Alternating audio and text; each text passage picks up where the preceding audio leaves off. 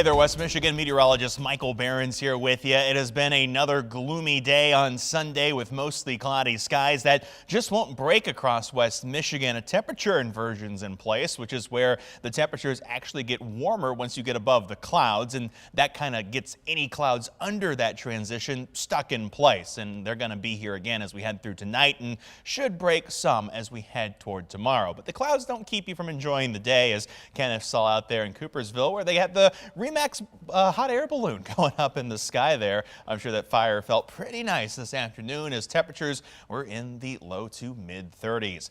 Of course, we always love to share your photos here at 13 on your side, and you can send them my way on social media. Meteorologist Michael Behrens on Facebook and at Mike Behrens WX on Twitter and on Instagram. When it came to your temperatures today, hit a high of 32 in Grand Rapids, 35 in Muskegon, and 34 in Holland, about average for this time of the year. On Target Forecast Tracker told you 34, hit 32. That's inside 3 degrees, now one day in a row. When it comes to tomorrow, you should expect temperatures to warm up just a bit from today, but only a bit, but enough to make the 13 weather ball lit up in red this evening as those warmer temperatures are ahead. View of the 13 weather ball sponsored by Countryside Greenhouse of Allendale.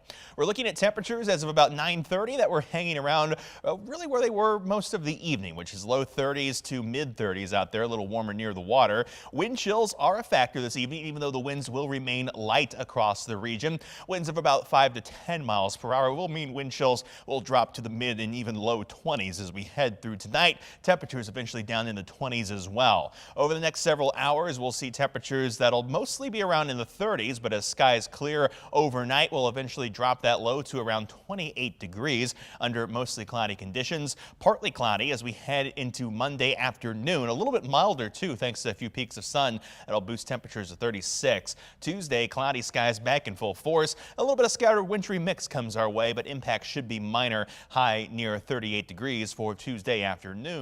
The radar here is still clear on Sunday, and for that matter, pretty clear across the Great Lakes region. In fact, we can see those clearing skies back out toward Wisconsin. I think some of that going to make its way toward us as we head into the day on Monday, and we certainly got some chances to see some sunshine here in West Michigan, but I don't think it's going to be for all of us. We see mostly cloudy skies continue as we head through the overnight hours Sunday into early Monday. By sunrise, these start to dissipate some, and I think we'll see partly cloudy skies as we head into the afternoon.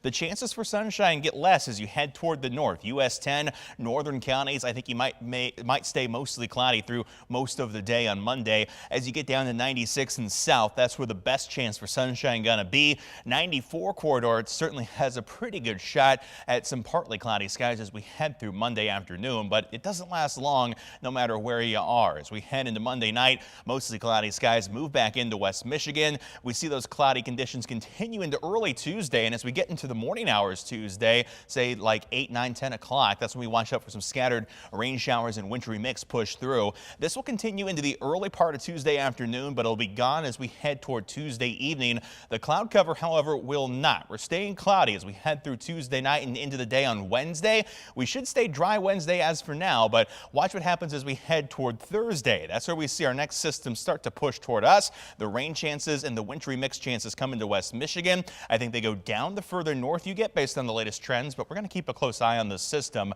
It'll start out as rain on Thursday, transition to a mix overnight, and finish up on Friday as some snow that wraps around the system before things dry out as we head toward next weekend.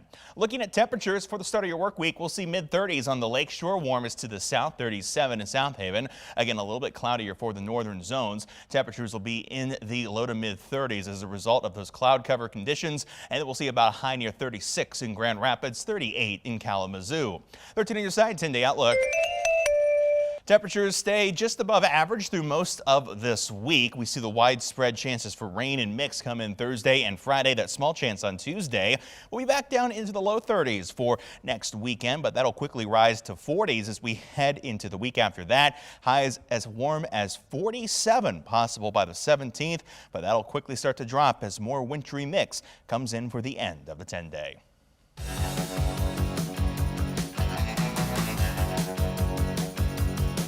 Sponsored by the Power of Poison exhibit at the Grand Rapids Public Museum. In November, the Michigan DNR and its partners received a grant from the National Fish and Wildlife Foundation to remove 27 stream barriers located in 14 counties across the state. A few weeks ago, I traveled north to Mecosta County, where one of these barriers is being removed, to answer two questions. Why are there so many old dams in West Michigan, and why are we removing them now? From the Grand River to the Muskegon and all across the state of Michigan, small to large dams and barriers have long altered nature's intent with regard to our waterways, but that is changing. In Mecosta County, this reservoir behind the Buckhorn Dam is now drained low in preparation for its removal. The project is funded by a grant from the National Fish and Wildlife Foundation, but it's just one of many ongoing or planned removals around the state. So why were these dams here in the first place, and why are we removing them now? To answer the first question, Jeff Abel, the superintendent of Mecosta County Parks, gives us some history. So we're on the site of the second oldest fish hatchery that was state operated in the state of Michigan. So this was constructed around the 1880s, 1886 time frame. This particular impoundment that's behind us here, our understanding, was used mainly for production of ice during the winter months, and they would use the ice blocks to keep the fish cool as they were driving the railways to different creeks and things, and then they would dump those fish right over the creeks, and that's how fish stocking was done in the earlier days. Another popular historical use for dams in West Michigan was for sawmills and for the logging industry. But now that these industries have long moved on, what kind of benefits can clearing the dams they left behind have? For that answer, we asked Marty Holkren, the principal scientist for the Muskegon River Watershed Assembly. The full scope of these funds is fish passage, to start reconnecting these rivers, but it's also to address issues where there's public safety hazards. And Buckhorn Creek is a perfect example. It actually has a piece that's collapsing on the deck of the dam. Another piece is climate change. And we know that dams often increase temperatures, sometimes 2 to 4 degrees in these rivers. And so it's those suite of benefits that we're looking at. Marty is hopeful for large improvements to fish populations on the river once this dam and others are removed.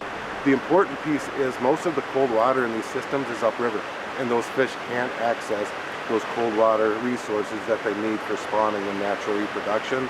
So that's where I view it as these arteries have been cut off, and they've really damaged the population. Once they're removed, you'll have this free flow of fish movement, many coming in from the larger river systems, and fish populations should increase dramatically based on these dam removals. So now you know why Buckhorn Dam and many other small dams around West Michigan need to be removed. The process of returning West Michigan's waterways back to their natural state and improving our environment as a result is one that's still going to take years to come.